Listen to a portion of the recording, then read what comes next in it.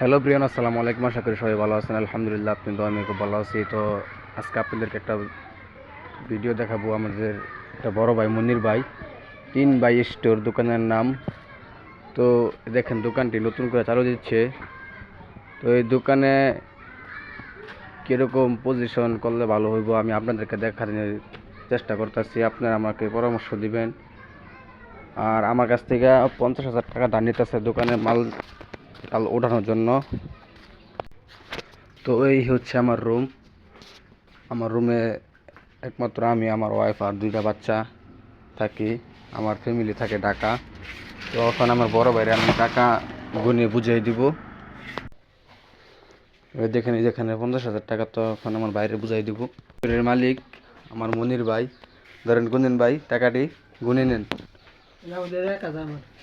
হ্যাঁ, 1,000 ওনার।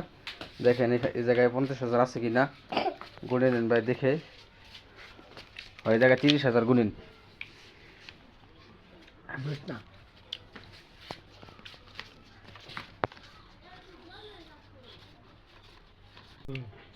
টিয়া সিরা মিরা গেলে আমার দোষ নাই, একটা টিয়া অসল নাই।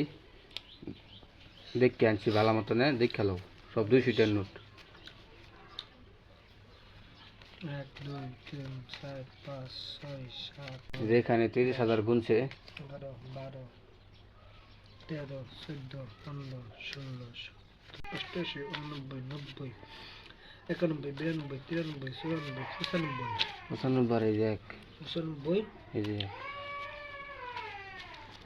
95 আর 5 হ্যাঁ 100 20,000 20,000 আর 30 50 হয়েছে।